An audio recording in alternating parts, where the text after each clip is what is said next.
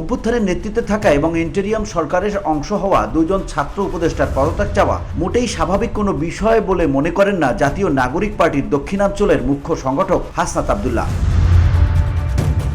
বৃহস্পতিবার দুপুরে নিজের ভেরিফাইড ফেসবুক প্রোফাইলে দেয়া এক স্ট্যাটাসে এ বিষয়ে কথা বলেন তিনি বলেন, এনসিপিকে নির্বাচন বিরোধী আখ্যা দিয়ে সচেতনভাবে এক ধরনের কলঙ্ক দেওয়ার চেষ্টা চলছে। পাশাপাশি ছাত্র উপদেষ্টারা দীর্ঘ সময় ক্ষমতায় থাকতে চায় এমন গুজব ছড়িয়ে নেতিবাচক ইমেজ তৈরি করার নানা কার্যক্রমও চলমান। তিনি আরও লেখেন, এই চক্রান্ত কয়েকটি দিক থেকে পরিচালিত হচ্ছে। অথচ এনসিপির আহ্বায়ক নাহিদ ইসলাম নির্বাচন নিয়ে দলের অবস্থান স্পষ্ট করেছেন।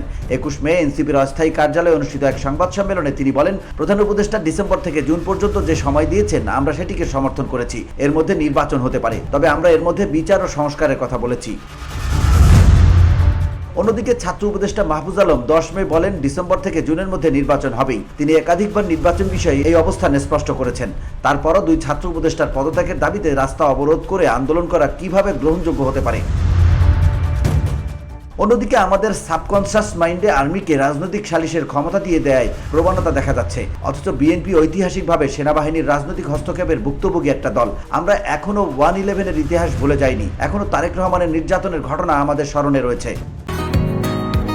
বসুন্ধরা, উত্তরা, বনশ্রী, কুড়িল ও বাড্ডা সহ রাজধানীর বিভিন্ন স্থানে অভিজাত ও অত্যাধুনিক মানের ফ্ল্যাট কেনার এক নির্ভরযোগ্য প্রতিষ্ঠান pleasant properties limited.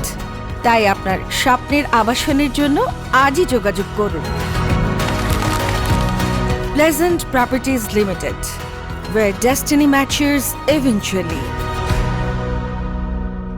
Hasnat Abdullah বলেন, সেনাবাহিনী আমাদের স্বাধীনতা ও সার্বভৌমত্ব রক্ষায় সদা সতর্ক পাহারাদার। দেশের প্রয়োজনে, সার্বভৌমত্বের প্রয়োজনে আমরা প্রয়োজন হলে সেনাবাহিনীর সঙ্গে কাঁধে কাঁধ মিলিয়ে লড়াই করব। কিন্তু গণতান্ত্রিক অধিকার এবং সুষ্ঠু ক্ষমতা হস্তান্তরের যে আকাঙ্ক্ষা থেকে 2024-এর অভ্যুত্থান ঘটেছে, সেখানে রাজনৈতিক হস্তক্ষেপকে আমরা মেনে নেব না। রাজনৈতিক সালিশের সুযোগ দিয়ে আরেকটি 1/11-এর পথ কেউ প্রশস্ত করছে কিনা তা নিয়ে সতর্ক হওয়া প্রয়োজন।